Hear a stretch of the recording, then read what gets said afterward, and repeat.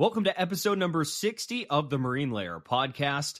On today's pod, the Mariners are still alive. Somehow, some way, against all odds, they continue to fight another day. We'll discuss that. We have a Russell Wilson Umpire of the Week, and also we'll close out the show with Speak Your Mind. This show is brought to you by Pagaccia's Pub 85. Pagaccia's Pub 85 in Kirkland, just east of 405 with some great parking. It's got the best pizza in town. It's your go-to spot to go watch sporting events, grab some great drinks, hang out with your friends. If you're not going to the ballpark this weekend, head over to Pagaccia's Pub 85 and go watch a Mariners game. Go hang out with your friends. Go cheer them on. There's 22 TVs in the place. And get there early, too. You know why? Because they've got some great happy hour specials, especially during the week, Monday through Friday, 2 to 6 p.m., happy hour over at the pub. It is $3 domestic beers, $4 Manny's Blue Moons, $4 Wells, $4 Mac and Jacks, $4 house wines. You can do all of that, eat some great food, get some great drinks, hang out with your friends, watch the Mariners or whatever sports you want to over at Pagaccia's Pub 85 in Kirkland. Go check it out. And before we start the show, your reminder to listen on our audio platforms, Apple, Spotify, Google, and Amazon. Follow us, download our episodes, leave us a 5-star reviews. Leave us a 5-star review on all those audio platforms. It really does help us out. We've got a video side to the podcast on YouTube. You want to see TJ and I's facial expressions about where the Mariners stand for the rest of the season? Well, you can go watch us on the video side, as TJ may or may not be giving a thumbs down for the listeners right now. Hey, I did a thumbs up too. Okay. Go watch us on YouTube. Hit like, comment, subscribe. Make sure to subscribe and turn the notification bells on. And on social media, we're on Instagram, TikTok, Twitter, and YouTube Shorts. We're always active there. Go follow us at Marine Layer Pod. Let's get it rolling. And we welcome you to this episode of the Marine Layer podcast, part of the Just Baseball Podcast Network, recording late at night post-game on Thursday, September 28th. Sources tell me, Lyle, the Mariners, against all odds, against the advice of one TJ Mathewson, stay alive for one more day. They're alive. They are not dead. They're still fighting. They keep fighting. This is why we did this show at this time tonight. And we planned this a couple weeks in advance. We said, hey, going into the last weekend, I know a lot of the times for Wednesday shows, we'll record Monday or Tuesday. For a Friday show, we'll record Thursday afternoon. But we said, you know what? These games are going to matter. They're going to be important. Let's be timely and record right after the game Thursday. We'll stay up late to record, edit. That's totally fine because it matters. And look what happened. It's a pretty good thing we did because all they did was hit a walk-off double down to their last strike to keep themselves alive. It would have been great content regardless, because it either would have been stranding the bases loaded with nobody out in the ninth inning against a melted down Aroldis Chapman and Jonathan Hernandez, or this. So you get the best of both worlds. You're welcome. And now we get to sit here on a more positive note. Again, they've still got their work more than cut out for them. A game back with 3 to go, trailing the Astros. It's not ideal, but they are certainly not dead. I have an official statement through my PR team. So, from TJ Mathewson, he's still not believing. The end. Has it been your PR team tweeting all these tweets and writing all these messages all these years? Is that why you never spell anything right? It's your PR team? I'll blame them. I'm actually a good speller. Just the people I hire aren't. They're not very adept at typing. Maybe we've talked about that on here before. TJ's texts have spelling errors left and right. No, I might be the world's worst typer, and that's not a joke. Become friends with me. Let's text a little bit, and doesn't take long to figure out. I'm essentially the equivalent of the Mariners in the ninth inning with the bases loaded and nobody out down a run with the season on their line. I'm probably going to screw up against a really shitty reliever, but when it matters most, with 2 strikes, I will dump one down the left field line and I will spell something correctly. Let's go, JP Crawford. Put a fucking C on your chest for the 2024 season. Hey, he did it with 1 strike. So even more so, he didn't take it all the way down to the last straw. He did it on the 1-1 count. We love that. What a week, though. A lot has happened in the 2 days since we last discussed. It's funny because in our storylines, I was fully expecting to hop on here with a more somber note. I was ready. I was prepared. I had written, Lyle, I mentioned to you, next to the storylines, I said, it's over. That's what I wrote. I wrote it's over. And I realized having to record this episode, I'm like, well, technically it's not over. But Wednesday's game surely made it feel like it was over because, man, what with the season seemingly on the line, the Houston Astros, a team they have beaten all season long, come in and win handily again. Now imagine if they had won on Wednesday and then walked it off tonight. Now imagine how we'd be sitting here recording this podcast. Because if that scenario had played out, their magic number would be 2 with 3 games to go entering this weekend. And I'll tell you what, if they had won that game Wednesday, the city would be buzzing right now. But instead, people are half in, half out like we are. I was fully ready to go back to Wednesday's episode and clip the part where I said, it's over, they're toast. It's done. The same statement, by the way, you go check our social channels at Marine Layer Pod. There was a little mini TJ rant that was posted there today from Wednesday's episode where I used the words, it's over, they're done, they're toast. And I was ready to cut that, come on this podcast, and just have like a button set up right here next to it. So every time like I said something, I'd just be like, oh, actually, Lyle, never mind. Boom, it's over. Just to constantly remind myself how wrong I was. But as of right now, I'm still right. So how about that? We like that a little bit more. Usually we're both positive, although I will say if you have to pick one or the other, I think it's fair to say you're the more negative of the two of us. Is that fair? Yes. And let's be clear, both of us have been pretty miserable and frustrated with the way this team's played in the last week, along with the rest of the fan base. But if you just have to pick between the two, I'd say that's fair. Look, Bryce Miller on Wednesday, for the first 3 innings, he looked really promising. And we know he's fared well against the Astros this year. It felt like, okay, he's going to flush that Ranger start. He can give them 5 innings of solid work. Even after that first run was allowed, you thought, all right, if he goes 5-1 or 5-2, he keeps them in it. That's all you can ask for out of him. But then things kind of got out of hand, didn't they?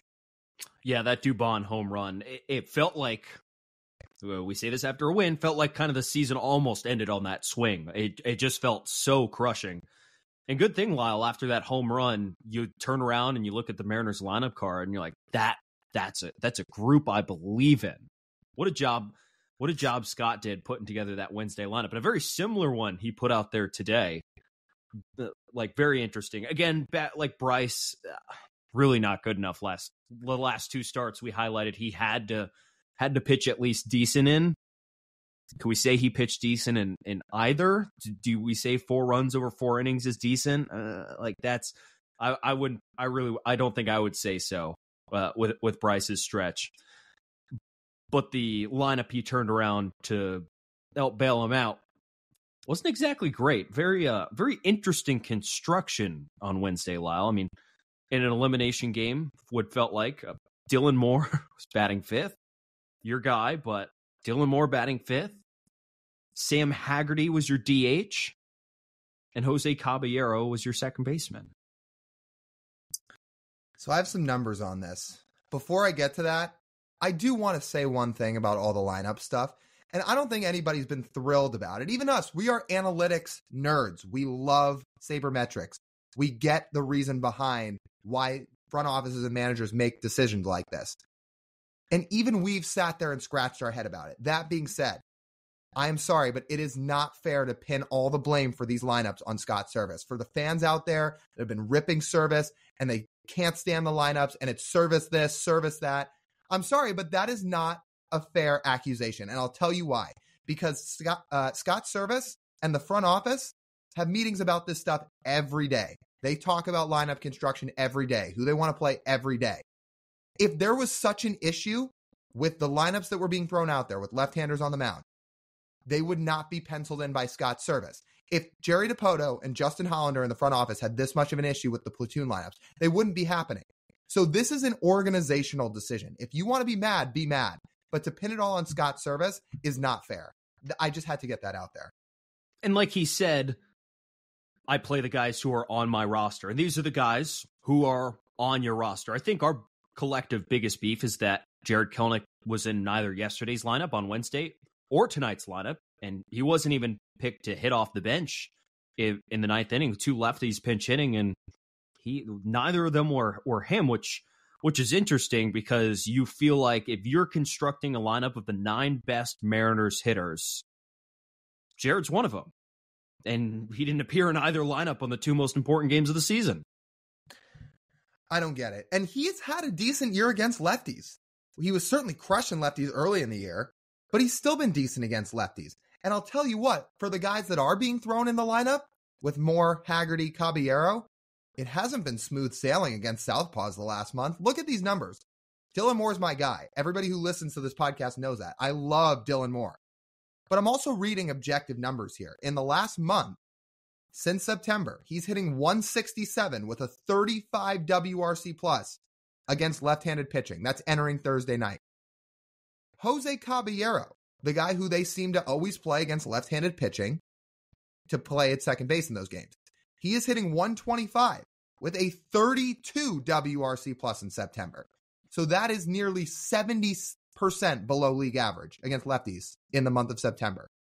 And Sam Haggerty, 91 WRC plus. He's hitting 250, walk rate 11% against Southpaws in the month of September. Now, he's been the best of those 3. Sample size for all of them is fairly small. But for being so adamant on playing those guys, it's not even like they're crushing Southpaws right now. They're not. I would rather see Kelnick in there. I'd rather see Ford in there. I'd rather see Canzone in there. Or I guess Canzone wouldn't play in that scenario. It would be Rojas. I'd rather see Rojas in there. And just roll with it. I am all about analytics. You're all about analytics. This podcast is all about analytics. But when it gets to this point in the season, there's got to be a little bit of feel of, these are our best bats. Let's play them. What was worse about all of this is how quickly those guys were all yanked out of the game after the starter got taken out. I mean, Caballero and Haggerty on Wednesday got 1 at-bat apiece, right? I had that right. Yeah, 1 at-bat apiece, and Demo got 2. But as soon as the opportunity arisen, I mean, they were out with zero confidence with a right-on-right matchup. Now, we always talk about platoons left on left to protect lefties against facing lefties. But your average right-hand hitter, you would expect can hold their weight against a right-hander because 80% of arms, 70% of arms in baseball that you see are righties.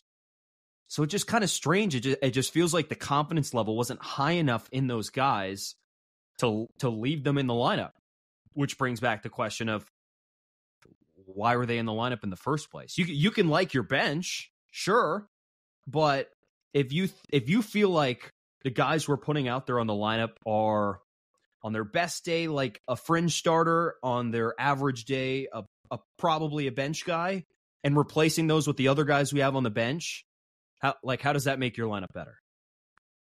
I don't think it does. And I'll tell you what else it does. It burns your bench. We were on the phone yesterday talking about this, so let's just share our thoughts with the listeners. If that game had been close on Wednesday, then all of a sudden, you don't have Dylan Moore or Sam Haggerty or Jose Caballero off the bench to pinch run. If that game was close, you could have Mike Ford running the bases in the 9th inning. Now, I guess you could pinch run Canzone, who's faster than Ford, but he's not fast. You could pinch run Luis Torrens. That'd be the last guy on the bench, who, again, probably faster than Ford. He is certainly not a speedster. I feel like those guys are much better suited to do what they do best, which I know sometimes they've hit lefties. A lot of their careers they've hit lefties, and let's acknowledge that. But lately they have not. So if that's the case, just let your best bats hit. And if you're in a close game late, then you can get those other 3 in, and you can pinch run them if you need a guy on the base paths. They didn't even have an opportunity to do that on Wednesday because they were all burned. And the Mariners like to be strategic too, but it seemed like that construction and that game plan is anti-strategic because your most athletic, best base running lineup is your original lineup that you put out there. But then once it actually starts mattering, it's not. And that's when you want to be technical and you want every minute detail to be as correct as possible and as in your favor as possible. And I don't think that plan that rotation of players was that. And in the end, they didn't score enough runs. They weren't good enough offensively, as well as they didn't pitch well enough either. And the Mariners end up losing to the Astros on Wednesday. The other thing I want to note from that game, I don't want to rag on Julio too much. It's been a tough couple of weeks for him when they've really needed him the most. We entered this month thinking Julio had a legit shot to be American League MVP if he absolutely set the league on fire in September. And he hasn't. He struck out 4 times yesterday and left 8 guys on. He homered tonight, big home run. But on Wednesday, in a crucial game they needed, he left 8 guys on and had a golden sombrero. And from your superstar, like, that can't happen. The superstar label means you can't do that in that kind of game. That's unfortunate for Julio, but that's what the rules say. It hasn't just been Julio, too. Look at the last couple weeks. So this is entering Thursday. Julio in the last 2 weeks, 56 WRC plus. That's not what you need out of a superstar. You can't have it out of your superstar. Teoscar Hernandez in the last 2 weeks, 56 WRC plus. That's not good enough. Cal in the last 2 weeks, again, this is all entering Thursday, 95 WRC plus. He picked it up a little bit from where it previously was when looking at these 2-week sample sizes a couple days ago, but still below league average. And then Gino, 93 WRC plus. So same thing. It's not atrocious, but you need much more than that from the 4 guys that you expect to provide the most force in your lineup. Like, that's just not good enough as a collective unit. You wonder why this team's not hitting. There it is right in front of you. JP's been awesome. The walk-off hit tonight encapsulated all of that. He's been awesome in September. His whole year has been great, but the guys behind him aren't doing what they're supposed to be doing. And it encapsulates just the entire team not hitting this month, to complement the fact the pitching is having their worst month. And now we sit here on a Thursday night saying, okay, for the Mariners to keep their season alive, they're going to have to win Brian Woo's start tomorrow. That's what it's going to come down to. They are going to need to win Brian Woo's start tomorrow. They're expected to use an opener, which you and I both agree is probably Matt Brash. We hope it's Matt Brash. The one inkling concern I have with the amount of platoon talk we've had here today and has been had on the internet in this last week is that Scott might want to throw a lefty out there to try and get more of a lefty slanted lineup, a more right-handed lineup in there for when Woo comes in and help him out a little bit. The problem is the Texas Rangers, they have a deep team, but they stick to the same starting lineup most of the time. They're not really a platoon team. So I don't know if that's going to work. And I'm curious to see what Scott does tomorrow and what he does. I think you and I, though, both agree. I think Brash for 2 innings to start tomorrow would be the best. The Rangers' first 3 guys in the lineup tomorrow is almost definitely going to be Marcus Semien, Corey Seager, Nate Lowe. Am I right? Yep. So that bears the question of who is the opener. It should be Brash. If it's up to us, obviously we're just 2 podcasters and fans, but if it was up to us, yeah, it'd be Matt Brash. If he has a good first inning, he could go 2. Woo could go from the 3rd to the 6th or 7th, hopefully, and hopefully get some length out of him. And then all of a sudden, if he could get through the 7th, then all of a sudden you can go Topa in the 8th, you can go Munoz in the 9th. That would be great. But we don't know if that's what they're really going to do or not. Now, it will probably not be Gabe Spire because he just threw 2 innings tonight on Thursday. I doubt he's the opener in tomorrow's game. In fact, I'd be shocked. So that would probably leave Taylor Saucedo if they're going to go with a lefty. That's not impossible, but I think it should be Matt Brash. I think so too. And it's less to keep the load off of Brian Woo, I think, and more of just to protect him from facing Marcus Semien and Corey Seager and Nate Lowe in extra time. I think that's pretty obvious. Let's have your best arm face their 3 best hitters the first time, and then the 3rd time and the 4th time your bullpen will face them again. So essentially, in an ideal world, Woo might have to face them once. Is that an ideal world, though? Because then that's not a ton of length out of them, and then you're asking your bullpen to do a lot again. I feel not like he's shutting everyone down. Which, right, well, but I if don't know he's if I have shutting faith in that, but if he's shutting everybody down, Brian Wu, on Friday, that would mean he would probably face them a second time. Because let's say Brash goes 2 innings and essentially faces the lineup once, the whole lineup about once. So Wu goes against Semien, Seager, Lowe to start that outing. And then you would think he'd face him one more time, because then you're essentially saying Wu goes, what, 2 innings? I would think he's going to go more than that. no, maybe some bad math. Again, math. We went to ASU. Math is not definitely not our strength. Well, I don't know if Brian Wu would make it to face them again if he's facing them in the 6th or the 7th. Do you think they would let him face him twice? Again, yeah, because if Brian Wu throws the 3rd and 4th inning and then he goes out for the 5th, it would probably be time for Semien, Seager, and Lowe to hit again, maybe in the 6th inning. That would only be 2 innings of work you get out of Brian Wu in that sense. I think that's a lot. I think I was thinking they'll hit again in the late 6th or 7th. If you're pitching well, is my point. Okay. I still think we may have to see how that plays out tomorrow. I still think he might face them a second time. He would not face them a third time. No. I think he may face them a second time if he is cruising and they feel like he has pitched well enough to warrant it. Ooh, I'm trying to have some sort of expectation for Brian Wu tomorrow, but man, he is just giving you nothing against the Rangers. I mean, you're right, and like his Rangers outings have been struggles. Again, I kind of throw that debut out the window because it was some unique circumstances. Yes, but yes, his last start against the Rangers was not good. It just gets back to this point though of if you use Brash in the opener and then you use Wu for a couple innings and the rest of that lineup gets up again, you're already thin on your bullpen, because I don't know if Spire is going to be available here on Friday or not. He just threw 2 innings last night.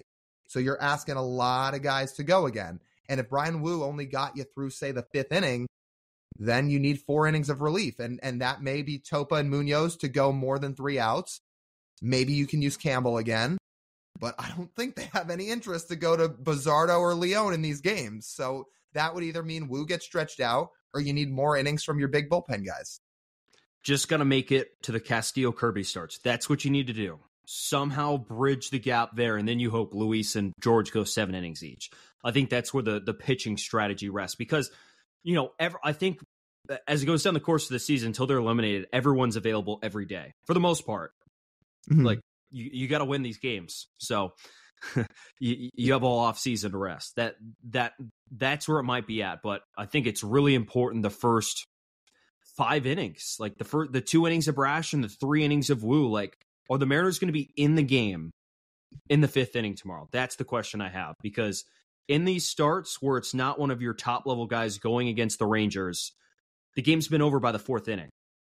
Can you be in the game in the 5th inning? Can your bats hit early? Can your pitchers not totally melt down by the 5th inning, through the 5th inning? Let's say through the 5th inning. Can you be within 2 runs? Make it manageable. That's your chance. That is your chance tomorrow. They need it, and they need these bats to get going. This offense kind of owes its pitching staff a good night at the plate. They haven't had a lot of them as of late, and they're facing Nate Eovaldi on Friday, who we said it on our last pod before they faced the Rangers. We'll say it again. He is nowhere near at the top of his game. There's no reason these guys should not jump on him. And like you said, I want to point out what you said about can it get past the Brian Wu start. Because all of a sudden, guys, if they get past the Brian Wu start and they can win on Friday, things get really interesting. Because then all of a sudden, you've got Luis and Kirby going Saturday and Sunday with a chance to take you to the promised land. There's nothing better you'd want to draw up than having those two going. And on Friday, down in Phoenix, when the Diamondbacks and Astros play, it's Zach Gallen going, the Cy Young contender. He's going to be on the mound on Friday, and the Diamondbacks have not clinched yet, so they've got something to play for. Gallen's going to be all systems go on Friday. Now, the Cubs start about 90 minutes before the Diamondbacks here on Friday, and if the Cubs lose, that helps the Diamondbacks' playoff chances too. So that is something to take into account, but 90 minutes before isn't enough time. So Gallen should make it through his whole start, and you would hope he gives the Diamondbacks some good innings on Friday, and that would help the Mariners out. So say the Diamondbacks win, and the Mariners get a win tomorrow out of the Brian Wu start, tomorrow being today when you're listening to this, Friday. Yeah, things get really interesting again. So let's see. And then Merrill Kelly goes Saturday for the Diamondbacks, who's been awesome this year. So it's possible. And then Bryce Jarvis on Sunday. And then if we look at the Rangers, it's John Gray projected on Saturday, Dane Dunning projected on Sunday. The Rangers could clinch by then, and they might not throw those guys. They might just throw a bullpen day 2 days in a row. I don't know. They might shorten it up. It'd be curious to see how the Rangers handle the pitching once they have clinched. So we'll have to see. It's what a 3 days we're in for, Lyle. It's, but you know what I'm going to do? You know what I'm going to do? I'm going to be even-keeled because I've already taken my side of this. There's been a line drawn in the sand between believers and non-believers, and I'm firmly 2 feet entrenched in the non-believer side. I can't take back my word. I've already dug my grave. If they make it, I'm wrong, and I'm going to own it. So we'll see. See, I can't do that. I've just got too much fandom in me to let myself do that. You say there's a line drawn. I think I'm right between it because I think my heart says root. My brain says don't let yourself do this. And they're at a war right now. They're fighting. So I can't pick a side. I am going to keep rooting. Now, I know that the odds are really stacked against them. I know that. But it doesn't let me really stop rooting either. Even tonight, when I was watching the game here on Thursday, I was still rooting. Again, I was not happy with the way the offense showed out, but I was still rooting. Yeah, it's just hard to draw a line. Which, speaking of tonight, I know we're kind of wrapping up the baseball talk here. And then we've got one other thing to talk about, obviously, before we get to our ump of the week and speak your mind. Can we give a shout out to Logan Gilbert, by the way, who may or may not have made his last start. Dude had an unbelievable year again. He's taken another step in his development as a pitcher. He made all 32 starts this year. He got to nearly 200 innings. He was top 5 in baseball in walks per 9 for the year. He wasn't giving up free passes. He had a career low in xERA. And oh, by the way, in his 2 full seasons in the show, because in 21 he didn't get up till mid-May, his 2 full seasons in the show, 3-win seasons. That is a dude. Logan Gilbert has been a dude for the Mariners and exactly the guy that they drafted back in 2018 and hoped he would be. When you draft a pitcher in the first round, that's what you want.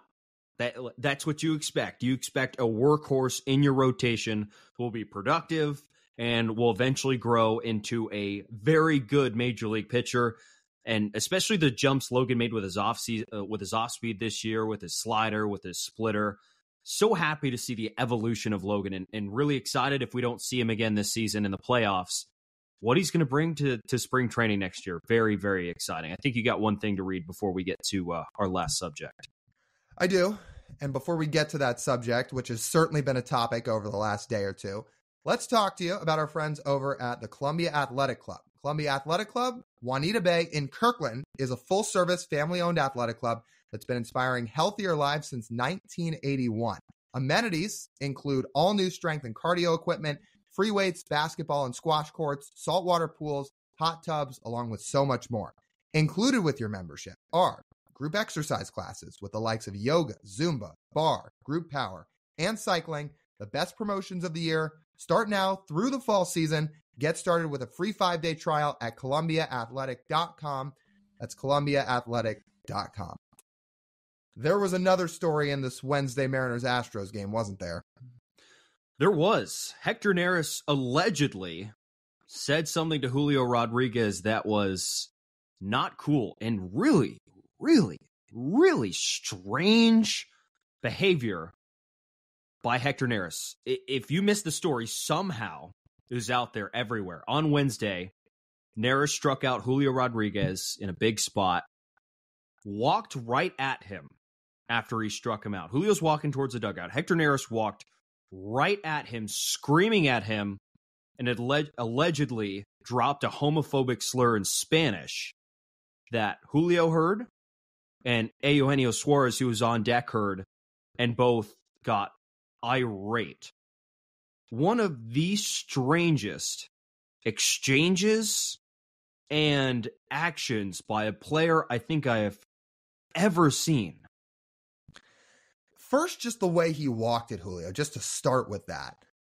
The Astros dugout's on the third base side at T-Mobile Park. Mariners dugout's on the first base side. When Hector Neris struck out Julio, he starts walking toward the Mariners dugout and toward Julio, screaming at him. You'll see pitchers scream at hitters as they walk back to their own dugout sometimes. That happens. I have never seen that. I've never seen a guy just walk right up to a hitter after a strikeout and scream in his face. So that was a little odd, and a little is putting it lightly. And then obviously the bench is cleared as a result. And you think to yourself, well, Julio's not rattled that easily. And actually, he's not really rattled at all. He is one of the more even-keeled guys you could possibly find. But something sparked him, and then we kind of found out why. It went from, the bench is clearing. We hear everything happen after the game. Adam Jude's the one who gets the report. He was talking to Suarez, I would assume, right? That's where he got the story about what was said. And now there's now an MLB investigation as of today undergoing on what Neris said and what will be constituted by it. But it's really telling that what happened today was we found out like Neris and Julio were friends. They're both from the Dominican, and they knew each other, talked a lot, etc., etc. Julio came out today and said he's never talking to Hector Neris ever again. Ever again. How many people in your life, Lyle, what would someone have to say to you that's your friend for you to never talk to them ever again in your life? It would have to be something pretty egregious. Like 10 out of 10 egregious. Yeah.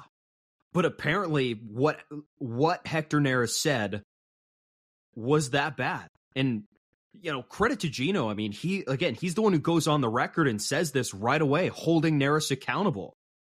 Which, I mean, could you imagine if someone said something like that in English and the TV cameras caught it? Like, it would be an enormous outcry. But it's in Spanish, and America's a primarily English-speaking country with especially baseball audience, which is majority English-speaking, wouldn't catch that. But I'm just thinking, who in their right, what would have to go through your mind to say that after you struck someone out? And Julio is not looking at Neris. He puts his head down in frustration and walks towards the dugout. And Neris comes at him and says that. It's ridiculous. I mean, it's seriously ridiculous. Again, you're right. What does have to go through your head to say something like that? And by the way, why in the world would these two guys make this up? Not only would it not make any sense in the world to put out there a story like this publicly? Because if you put out a story like this publicly and then it turned out to be not true, you'd look ridiculous. So why in the world would these two guys lie about that? And oh, by the way, two guys who are, for all we've seen, two of the best people, not just on the Mariners, but in the game of baseball. Two guys that are incredibly friendly, welcoming to everybody, inclusive, everything. Why in the world would they lie about something like that? They wouldn't. So it lets me to believe it's probably true. And when Julio talked to the media here on Thursday, because he got out of the clubhouse pretty quick, at least it was reported on Wednesday night, and didn't talk to the media after, he had a session Thursday where he said what you just mentioned a minute ago, that he's never talking to Hector Neris ever again. And he also got asked, was it true that he used some homophobic slur? And Julio just said, I'm not commenting on that. Now, again, if it wasn't true and Julio was going to say, look, emotions flared, two teams fighting for a postseason spot, he just started yelling and let stuff get the best of him, I feel like Julio would put that out there and say, look, just let's let bygones be bygones, heat of the moment. Hector Neris has been a friend of mine. We'll get past it. He didn't say that. So again, what reason do these guys have to put a story out there like this if it wasn't true? For everything I've taken away, yeah, it's true.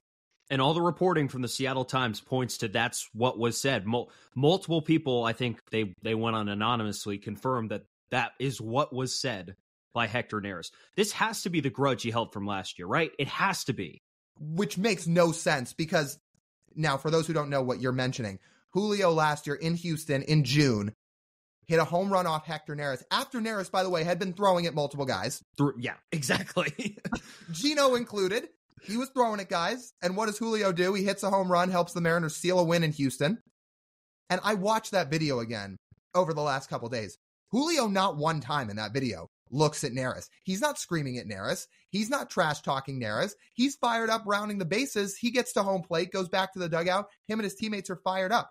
There's nothing in that video that shows him screaming at Hector Neris. I guess Neris held a grudge for nearly a year and a half. We've seen grudges held longer. Hunter Strickland. Yeah, former Mariner Hunter Strickland, barely. But yeah. Yeah, well, Hunter Strickland never used a homophobic slur on somebody because he was holding a grudge. And this just adds to another line on the laundry list of dog shit things that the Houston Astros have done over the last 7 seasons. It keeps growing. And by the way, Lyle, nothing backed up our claims that the Astros are the organization is like, do I want to say shitty? Yeah, shitty. Yeah. They have acted shitty in a number of ways. And let's put it like this. On the field, they are as good of an organization as it gets. On the field, they win, they produce good players, their development system's good, they've made good offseason moves in trades and free agency. Baseball-wise, they've been great.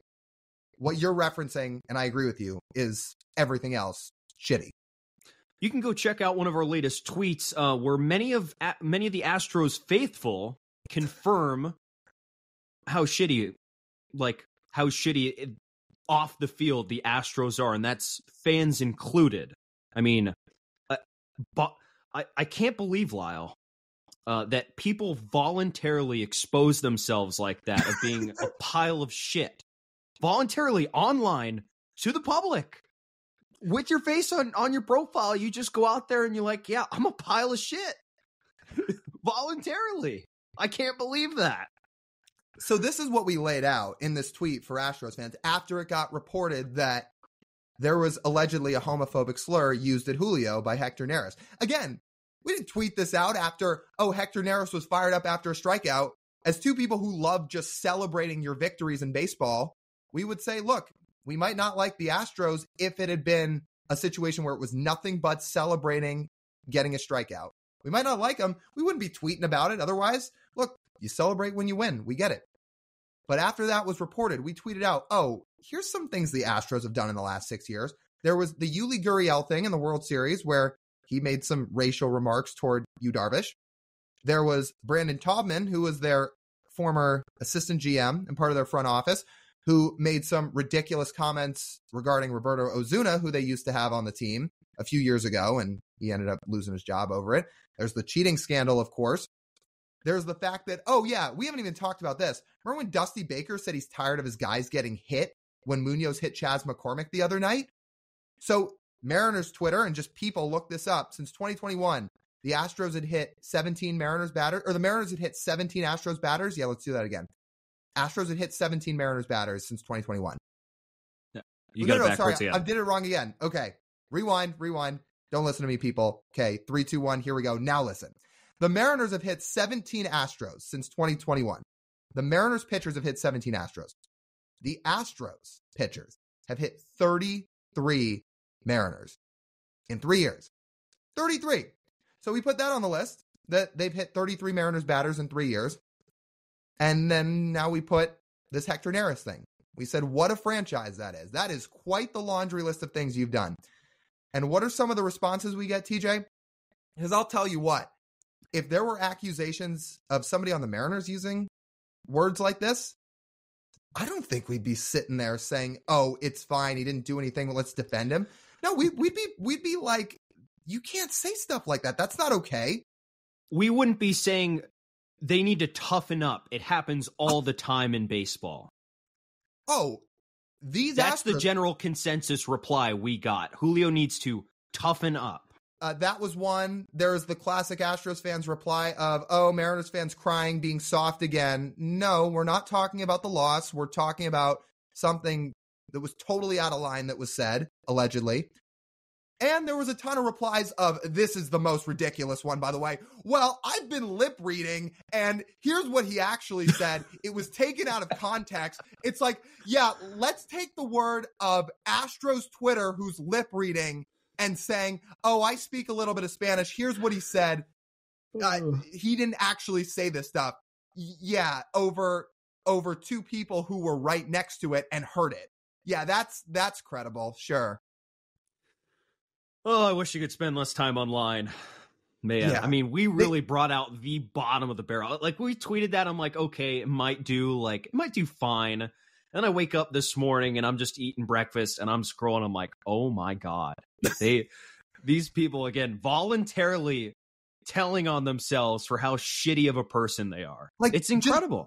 Just going to the edge of the world to defend Hector Neris and like essentially knowing this is possibly what he said and saying, I stand with Hector Neris. Like, what are these people doing? Tells you a lot about humanity and realize, wow, there are a lot of shitty people in this world. And I'm glad they just tell on themselves so we know not to deal with them. And I guess a lot of them are in the city of Houston. Jeez. Whew.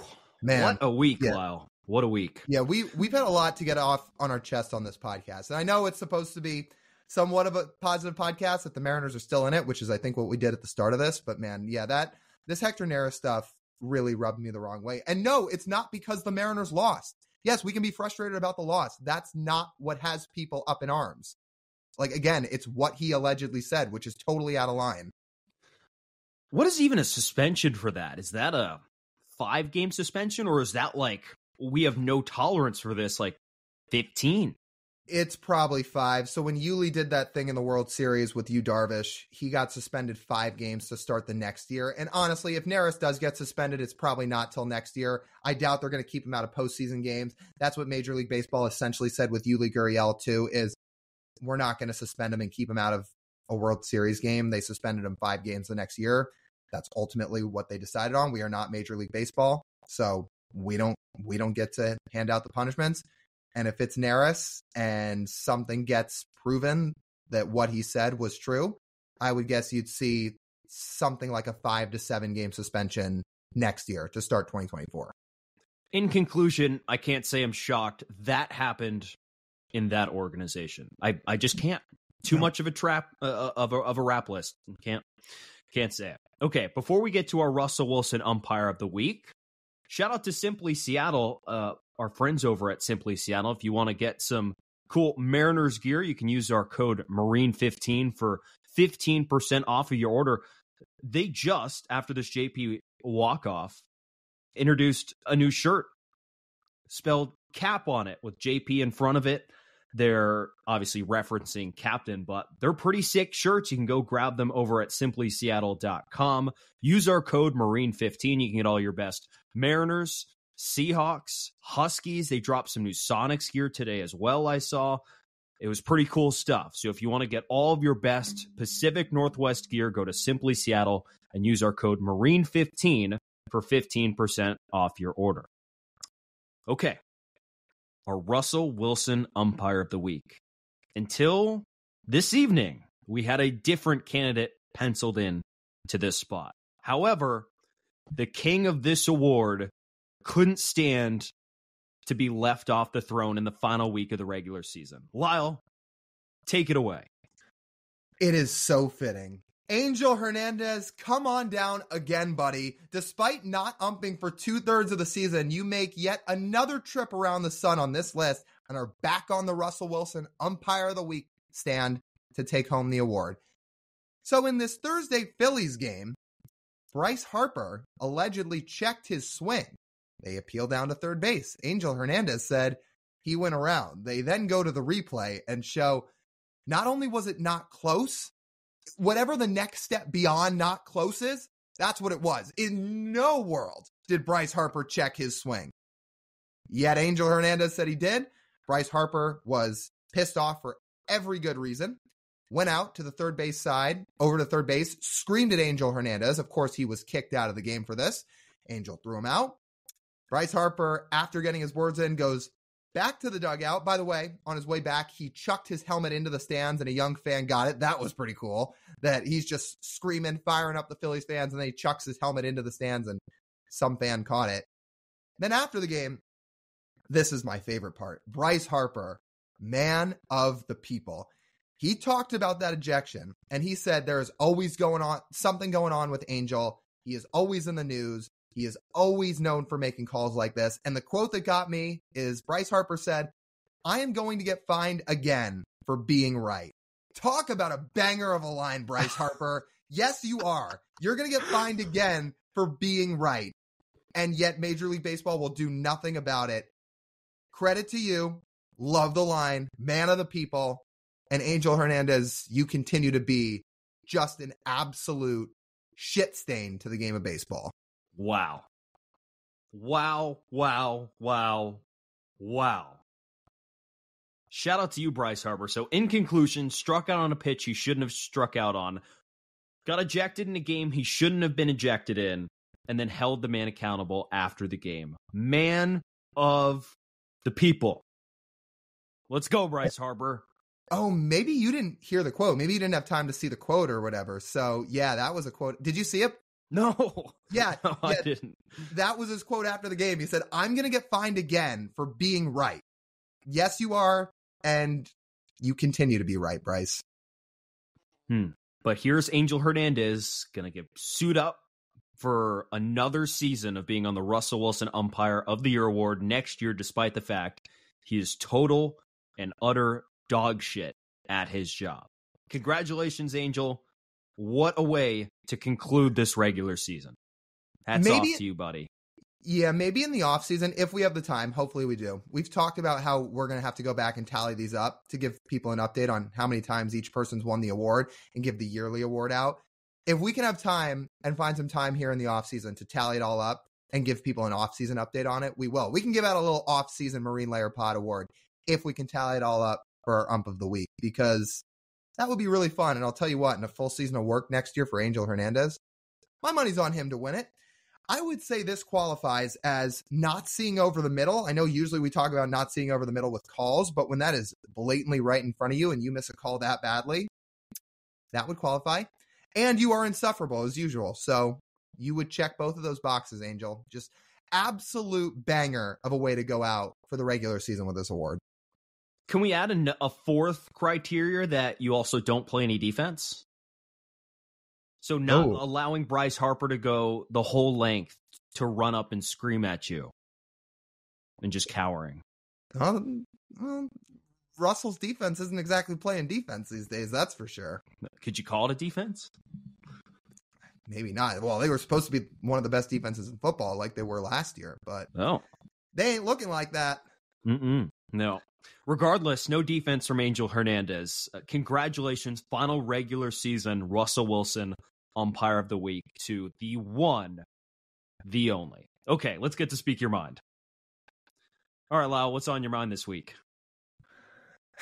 So again, I know this is really supposed to be a more upbeat podcast because the Mariners are still in it. And again, I think the first few minutes of this one, 10-ish, 15 minutes were, and we highlighted how they're still in this thing. And then there's been a lot of negativity in this one. Well, I'm sorry, but negativity's taken its circle here once again, because what is my Speak Your Mind this week? Taylor Swift is now destroying NFL Sundays. Destroying them. Hey, did you see the report she's going to be at the Chiefs-Jets game? How could you have possibly missed it, dog?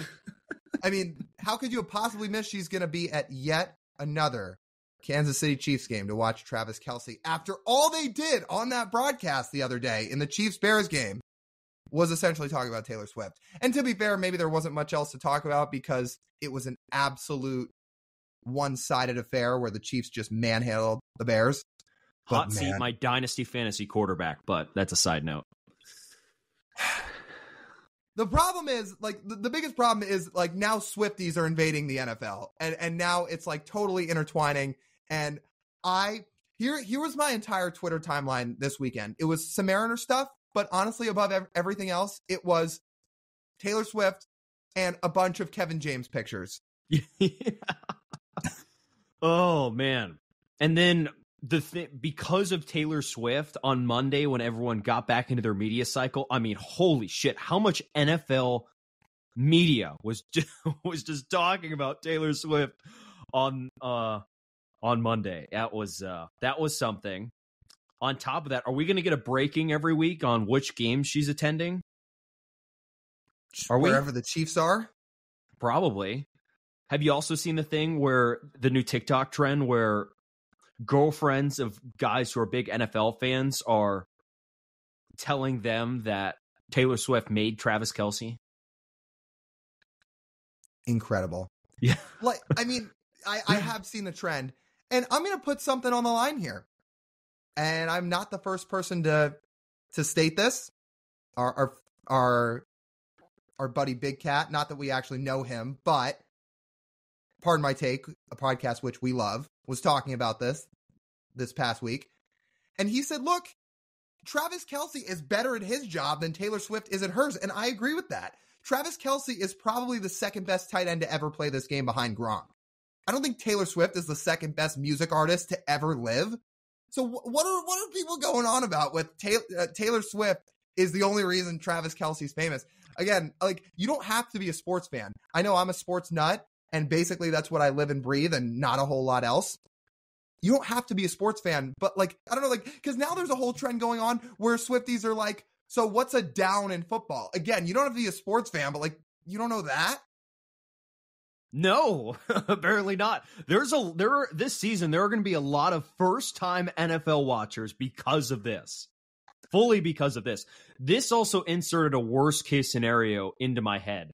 What if Taylor Swift ever eventually decides to perform at halftime of the Super Bowl? Could you imagine the ticket prices? Could you imagine the coverage and all of that? I mean, we're not going to a Super Bowl anyway. No, we're not, but it would be how do I put it? An interesting crowd for the biggest game of the year, the most watched American sporting event every year. Yeah. They were saying too on Pardon My Take this week, again, another thing I agree with. There's all these Swifties out there that don't like the relationship. Is there anybody that they would enjoy her or enjoy seeing her in a relationship with? Like, is Fabio good enough for Taylor Swift in their minds? I don't even know. I think, again, this is what they were saying on Pardon My Take, and honestly, so credit to them for talking about this. I second all of it. I think in their minds, they actually don't want Taylor Swift to be in a relationship because they want to, like, relate to her and all the music she makes, where when she's just, like, ripping through the mud, her past relationships, all her fans can be like, oh, yeah, like, I totally get that. Where now, if she's in a relationship she's actually fine with, then they're like, well, now we don't get more music of her just like ripping past relationships. But in, I don't know, February, I think a new album could come out. Do you think they make it? Do they make it through the NFL season? One, no. And two, honestly, what if the two of them have some marketing managers who just orchestrated a whole deal under the table where Taylor said, hey, Travis, let's like get in the public eye for a couple weeks. I'm actually then gonna end things, make a new album where I'm talking about you and just rip you on my new album. But it's okay, you're gonna get some of the profits off it, and I'm letting you know in advance that I'm gonna do this. And Travis is like, oh, that's fine, we can put on a stunt for this, and I'll just wear it. Because Travis Kelce is like as confident a guy as anybody. He's probably, if that were to happen, he'd probably be like, yeah, whatever. Let me be devil's advocate for a second, and let's look at the positive side of this. This takes all the attention away from Brittany and Brittany and Jackson Mahomes. Oh, it's a dream. It's a dream. Oh my goodness. This is still one of the happiest things in my life, that finally I don't have to see these fucks in the spotlight ever. Like, Patrick Mahomes is going to be the greatest quarterback of all time. And because of that, his wife and his brother are riding that to all this fame. You're nobody. I can't even stop laughing now. Well, one, that you said that, and two, that I'm thinking about this. Did you see that picture that somebody tweeted out this weekend saying, like, here's Brittany Mahomes and Taylor Swift, and it's a picture of Tanya Harding and Nancy Kerrigan? Yeah. Yeah. Oh, man. Like, again. Yeah, what do they say? What do you think Brittany and Taylor say to each other as they pass each other at in the suite level? Think they say anything to each other? Know. Or is it just a dead stare forward? I imagine it's some spin-off of that viral TikTok that was going on last winter of Ben Stiller and Owen Wilson walking by each other where it's like, excuse me, brah. And the other one says, you're excused and I'm not your brah. That's what I think of when Taylor Swift and Brittany Mahomes pass each other. It's something along those lines. Yeah, I mean, this is probably not what our Mariner listeners thought they were going to hear this week, but yeah, I mean, this is what Speak Your Mind's for, right? We get things off our chest. Look, like, you do you. Everybody's allowed to live their own lives. TJ and I are not the biggest Swifties in the world, so here we are talking about it because, yeah, we just like to watch football on Sundays sometimes and like not need to hear about Taylor Swift, but here we are. The unfortunate thing of this all, though, is that we're doing Taylor Swift a favor by spending 10 minutes talking about her on this podcast. Let's be abundantly clear. She lives rent-free in my head. Her and her fans absolutely live rent-free in both of our heads because, like, we're sitting here talking about it. We're saying, like, we can't stand listening to this stuff and seeing this stuff. So, yes, they're living rent-free. So she's doing her job. Good job, Taylor. Like, you're occupying space in both of our heads, but we still are saying what we're saying. My Speak Your Mind this week, a little bit shorter on a more positive note. Vacation in 2 weeks. Well, there we go. Looking forward to that. New York City, 2.5 weeks, less than 2.5 weeks. We would imagine the Mariners will not be playing then. So let's hope we're wrong. Let's hope we're wrong. Might be a little bit more scrambling if that's the case. But if it's not, 5 days of great food, great company, and a really fun place to go visit. I'm very, very much looking forward to this. We've had this trip planned for 4 months now, and it's really nice when it's right here on the doorstep, staring down it. So that's what's on my mind. Looking forward to it. Well, I'm glad you're ending this podcast on a positive note. And that's how people can spin this. Hey, they started positive. They ended positive. Here we are. I'm looking forward to it too. Very much so. I mean, both our families are from New York. I think we're both going to see some family before all of us friends meet up. It's a bunch of our friends from ASU that are going. And then we're going to hang out in New York City and be in New York City for the course of about 5 days as our group of friends. And yeah, do a bunch of fun stuff. I think we're really looking forward to it. We really love New York City. I think we both enjoy almost everything that city has to bring. And that's why we're going. I think fall's a pretty good time to go. And yeah, we're definitely looking forward to it. I know your food list just keeps growing, and we've talked about this trip. It does. I was going to say, we've talked about this trip on the podcast here before, and now it's a little bit closer, and we're bringing it up again. And that list of food, I don't know how we're going to get to everything, but we're going to hit some of them. And I know you're really looking forward, Lyle, to going back to Dunkin' Donuts. We've taken many quality trips to Dunkin' Donuts together, and we finally get to go back. That's the first Monday when I'm there, waking up and drinking my coffee. That's the first place I'm going. We're going to Dunkin' Donuts, and we're thriving. It's so BS. There's no fucking Dunkin' Donuts in the Pacific Northwest. You got to go to California for the nearest Dunkin' Donuts, and I think that's a travesty. But 2.5 weeks, I will have Dunkin' Donuts. Well, I'm not buying anything from loser Starbucks, that's for sure. Will you drink coffee if you buy it from Dunkin'?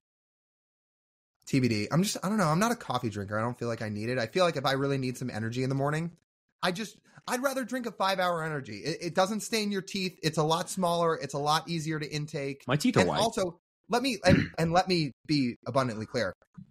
I don't almost ever drink 5-hour energies. I just don't rely on caffeine, period. I'm not a caffeine drinker. In certain scenarios, like when we're on trips and we're running around doing all this stuff and probably not getting a whole lot of sleep, then sometimes I'll do something like drink a 5-hour energy, but I certainly prefer that over coffee or energy drinks or things like that. Maybe I'll get some food from Dunkin' Donuts, although I was going to say, if I was going to get something like a bagel or even a donut, I feel like there's a lot better places in New York to go get bagels than at Dunkin' Donuts. No? Yeah. Significantly. And there's some on the list too. I was going to say, we went to some great bagel places the last time we were in New York. So yeah, nothing against Dunkin' Donuts. It's perfectly fine place to get food and coffee, but I think there's you can hold it against Dunkin' Donuts. It's fine. Yeah. It's what's fine. up? No personal feelings. You can hold it against Dunkin' Donuts. That's fine. No, I'm indifferent about it. I certainly prefer it over Starbucks. Let's make that clear. But I think I might get my bagels at a more authentic New York place. You're in New York City, you might as well get real New York bagels. Then we'll have plenty of options. Yeah. And for a bunch of other great food too. So that's a nice way to wrap this podcast up, is we are very much looking forward to our trip. And you know what? If the Mariners are still playing, we'll tell you this. We will bring our mics. We will do a podcast. We will make it work. So despite being on a trip, if the Mariners are still in by then, and let's hope they are, we will still be doing content. We can promise you that. If they're not, we're still going to set up a show for when we're in New York. We'll probably pre-record it before we go on the trip. I'm sure we'll find a guest to have on and then have that episode release on a normal Wednesday if we go back to off-season Wednesday, one-a-week shows where we still talk Mariners and baseball. But yeah, so that's our plan. And just one more programming note before we officially wrap it up, that if the Mariners are in the playoffs, like we talked about, we will do a post-game show after every playoff game. If they're not in the playoffs, we will go back to one-a-week episodes beginning Wednesday, or we'll have an episode Wednesday and then just be one a week, moving on forward through the offseason until 2024 starts. So that's just your programming note. But yeah, I think we covered a lot. Let's hope the Mariners get it done this weekend. Odds are against them, but they're not out of it yet. And they can do this. Get through the Friday start, the Friday game with a win, and you just never know. So that'll just about wrap up this edition of the Marine Layer podcast. You guys know the drill. If you want to listen to the full form podcast, you can do so on Apple, Spotify, Google, and Amazon. Follow us there. Download our episodes. Leave us a 5-star review. The reviews, the downloads, again, they really, really do help us out a bunch. So just take a couple extra seconds and do that. Watch us on YouTube. Have a video side of the podcast there. You go follow. Follow us on YouTube, but like, comment, subscribe, and turn the notification bells on over on YouTube. And then follow us on social media, Instagram, TikTok, Twitter, and YouTube Shorts. We're always active there at Marine Layer Pod. That's TJ. I'm Lyle. As always, we thank you guys for tuning in, and we'll talk to you soon.